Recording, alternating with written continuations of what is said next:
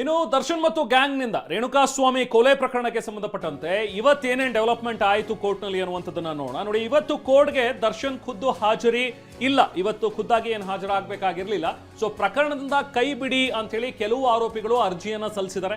So ಹಾಗಾಗಿ ಇವತ್ತು ಆ ಆರೋಪಿಗಳ ವಿರುದ್ಧದ ಒಂದು ದೋಷಾರೋಪ ಏನಿತ್ತಲ್ಲ ಅದನ್ನ ನಿಗದಿಪಡಿಸಬೇಕಾಗಿತ್ತಲ್ಲ, ದೋಷಾರೋಪ ಪಟ್ಟಿಯನ್ನ ನಿಗದಿಪಡಿಸಬೇಕಾಗಿತ್ತು, ಚಾರ್ಜಸ್ ಫ್ರೇಮ್ ಮಾಡಬೇಕಿತ್ತಲ್ಲ, ಅದು ಮಾಡಿಲ್ಲ. ಪರಪ್ಪನ ಅಗ್ರಹಾರದಿಂದ ಇವತ್ತು ಆರೋಪಿಗಳನ್ನ ಕೂಡ ಕರ್ಕೊಂಡು ಬರೋದಿಲ್ಲ. ವಿಡಿಯೋ ಕಾನ್ಫರೆನ್ಸ್ ಮೂಲಕವೇ ವಿಚಾರಣೆ ನಡೆಸಲಾಗುತ್ತೆ.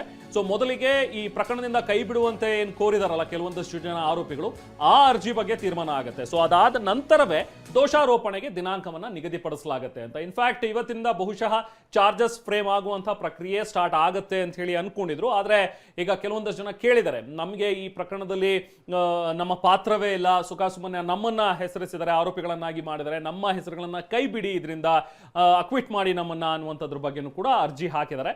ಸೊ ಮೊದಲು ಆ ಅರ್ಜಿಯ ವಿಚಾರಣೆಯನ್ನು ನಡೆಸಿ ಅದು ನಿಗದಿ ಆದ್ಮೇಲೆ, ಆ ಅರ್ಜಿಯ ಇತ್ಯರ್ಥ ಆದ್ಮೇಲೆ ಬಹುಶಃ ನೆಕ್ಸ್ಟ್ ದೋಷಾರೋಪ ಪಟ್ಟಿಯ ಬಗ್ಗೆ ಅಥವಾ ದೋಷಾರೋಪ ಹೊರಿಸೋದ್ರ ಬಗ್ಗೆ ಚರ್ಚೆಗಳು ಅಥವಾ ಆ ವಿಚಾರಣೆ ಆರಂಭವಾಗುತ್ತೆ. ರಮೇಶ್ ನಮ್ಮ ಜೊತೆಗೆ ಮಾತಾಡ್ತಾ ಇದ್ರು. ರಮೇಶ್, ಈಗ ದರ್ಶನ್ ವಿಚಾರವಾಗಿ ಇವತ್ತು ಕೋರ್ಟ್ನಲ್ಲಿ ಹಾಗಾದ್ರೆ ಏನೆಲ್ಲ ಇದೆ ಡೆವಲಪ್ಮೆಂಟ್ಸ್ಗಳು? ಯಾರೆಲ್ಲ ಹಾಕಿದ್ದಾರೆ ಇನ್ಫ್ಯಾಕ್ಟ್ ಈ ಅರ್ಜಿ? ಯಾರೆಲ್ಲ ಆರೋಪಿಗಳಿದ್ದಾರೆ ನಮ್ಮನ್ನ ಕೈ ಬಿಡಿ ಅಂತ ಹೇಳಿ ಕೇಳ್ತಾ ಇರುವಂತವ್ರು? ರಮೇಶ್, ಏನ್ ಅಪ್ಡೇಟ್ಸ್ ಇದೆ ಈ ವಿಚಾರವಾಗಿ? ರೆಹಮಾನ್, ಈ ಕೇಸ್ನಲ್ಲಿ ದೋಷಾರೋಪ ಪ್ರಕ್ರಿಯೆ ಇವತ್ತು ನಡೀಬೇಕಾಗಿತ್ತು. ಅಂದರೆ ಒಂದ್ಸಲ ಚಾರ್ಜಸ್ ಫ್ರೇಮ್ ಆದಮೇಲೆ ಮತ್ತೆ ನಮ್ಮನ್ನು ಕೇಸ್ನಿಂದ ಕೈ ಬಿಡಿ ಅಂತ ಅರ್ಜಿ ಸಲ್ಲಿಸೋದಕ್ಕೆ ಅವಕಾಶ ಇರೋದಿಲ್ಲ. ಹೀಗಾಗಿಯೇ ಚಾರ್ಜಸ್ ಫ್ರೇಮ್ ಆಗೋದಕ್ಕಿಂತ ಮುಂಚೆನೇ ಕೋರ್ಟ್ ಅವಕಾಶ ಕೊಟ್ಟಿರುತ್ತೆ, ಯಾರಾದರೂ ಅರ್ಜಿ ಹಾಕೋದಿದ್ರೆ ಹಾಕ್ಬೋದು ಅಂತ. ಆದರೆ ಇಬ್ಬರು ಮಾತ್ರ ಅರ್ಜಿ ಹಾಕಿದ್ರು, ಆ ಅರ್ಜಿಗಳು ವಜಾ ಆಗಿದೆ. ಈಗ ದರ್ಶನ್ ಅಥವಾ ಏನು ಲಕ್ಷ್ಮಣ್ ಅರ್ಜಿ ಸಲ್ಲಿಸ್ತಾರೆ ಅನ್ನುವಂಥ ಮಾಹಿತಿ ಇದೆ. ಅಂದರೆ ಪ್ರಕರಣದಿಂದ ಕೈ ಬಿಡಿ, ಈ ಕೇಸ್ನಲ್ಲಿ ತಂದೇನು ತಪ್ಪಿಲ್ಲ, ಹೀಗಾಗಿ ಕೇಸಿಂದ ಕೈ ಬಿಡಿ ಅಂತೇಳಿ ಅರ್ಜಿ ಸಲ್ಲಿಸೋದಕ್ಕೆ ಮುಂದಾಗಿದ್ದಾರೆ ಅನ್ನೋ ಮಾಹಿತಿ ಇದೆ. ಒಂದು ವೇಳೆ ಅರ್ಜಿ ಹೀಗಾಗಿ ಆ ಮಾಹಿತಿ ಇರೋದ್ರಿಂದ ಇವತ್ತು ದರ್ಶನ್ ಆಗಲಿ ಅಥವಾ ಇತರ ಆರೋಪಿಗಳನ್ನ ಖುದ್ದಾಗಿ ಹಾಜರುಪಡಿಸಿಲ್ಲ. ಯಾಕಂದ್ರೆ ದೋಷಾರೋಪ ನಿಗದಿ ಮಾಡಬೇಕಾದ್ರೆ ಆರೋಪಿಗಳು ಖುದ್ದಾಗಿ ಹಾಜರಾಗಬೇಕಾಗುತ್ತೆ. ಆ ಸಂದರ್ಭದಲ್ಲಿ ಕೋರ್ಟ್ ಕೆಲವು ಕ್ವಶನ್ಗಳನ್ನು ಕೇಳುತ್ತೆ. ಅಂದ್ರೆ ಈ ರೀತಿ ನಿಮ್ಮ ಆರೋಪ ಇದೆ, ಏನು ಹೇಳ್ತೀರಾ ಅನ್ನುವಂಥ ಒಂದು ಪ್ರಶ್ನೆ ಕೇಳುತ್ತೆ. ಅದಕ್ಕೆ ಅವ್ರು ಉತ್ತರ ಏನು ಕೊಡ್ತಾರೆ ಅದನ್ನು ಕೂಡ ಬರ್ಕೋಬೇಕಾಗುತ್ತೆ. ಹೀಗಾಗಿ ಆ ಪ್ರಕ್ರಿಯೆ ಇವತ್ತು ನಡೀಬೇಕಾಗಿತ್ತು. ಆದರೆ ಇವತ್ತು ಆ ಪ್ರಕ್ರಿಯೆ ನಡೆಯೋದಿಲ್ಲ. ಯಾಕಂದ್ರೆ ಈಗಾಗಲೇ ಅರ್ಜಿಯನ್ನು ಹಾಕಿದ್ದಾರೆ, ಪ್ರಕರಣದಿಂದ ಕೈ ಬಿಡಿ ಅಂತೇಳಿ ದರ್ಶನ್ ಮತ್ತು ಏನು ಲಕ್ಷ್ಮಣ್ ಇಬ್ಬರಲ್ಲಿ ಒಬ್ಬರು ಅರ್ಜಿಯನ್ನು ಹಾಕ್ತಾರೆ ಅನ್ನುವಂಥ ಮಾಹಿತಿ ಇದೆ. ಹೀಗಾಗಿ ಆ ಅರ್ಜಿ ಬಗ್ಗೆ ಕೋರ್ಟ್ ತೀರ್ಮಾನ ಮಾಡದೇನೆ ದೋಷಾರೋಪ ಹೊರಿಸೋದಕ್ಕಾಗೋದಿಲ್ಲ. ಹೀಗಾಗಿನೇ ಕೋರ್ಟ್ ಇವತ್ತು ಯಾವುದೇ ರೀತಿ ದೋಷಾರೋಪ ಹೊರಿಸ್ತಾ ಇಲ್ಲ. ಬದಲಾಗಿ ಪ್ರಕರಣದಿಂದ ಕೈ ಬಿಡುವಂತೆ ಅರ್ಜಿಯನ್ನು ಸಲ್ಲಿಸಿದ್ದಾರೆ, ಅದರ ವಿಚಾರಣೆ ನಡೆಸುತ್ತೆ.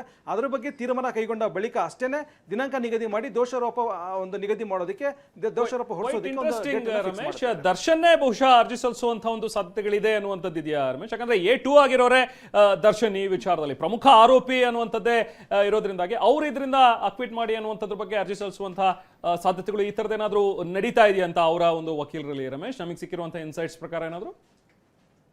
ರೆಹಮಾನ್, ಈಗ ಅಂದರೆ ಇಮಿಡಿಯೇಟ್ ಆಗಿ ದೋಷಾರೋಪ ನಿಗದಿ ಆಗೋದು ಅವ್ರಿಗೆ ಬೇಕಾಗಿಲ್ಲ ಅಂತ ಅನ್ಸುತ್ತೆ ಮೇಲ್ನೋಟಿಗೆ. ಯಾಕಂದ್ರೆ ಈ ರೀತಿ ಪ್ರಕರಣದಿಂದ ಕೈ ಬಿಡಿ ಅಂತ ಅರ್ಜಿ ಸಲ್ಲಿಸಿದ್ರು, ಆ ಅರ್ಜಿ ಒಂದು ಅಂಗೀಕಾರ ಆಗೋದು ಅಥವಾ ಕೋರ್ಟ್ ಒಪ್ಪುವಂಥ ಸಾಧ್ಯತೆಗಳೇ ಇಲ್ಲ.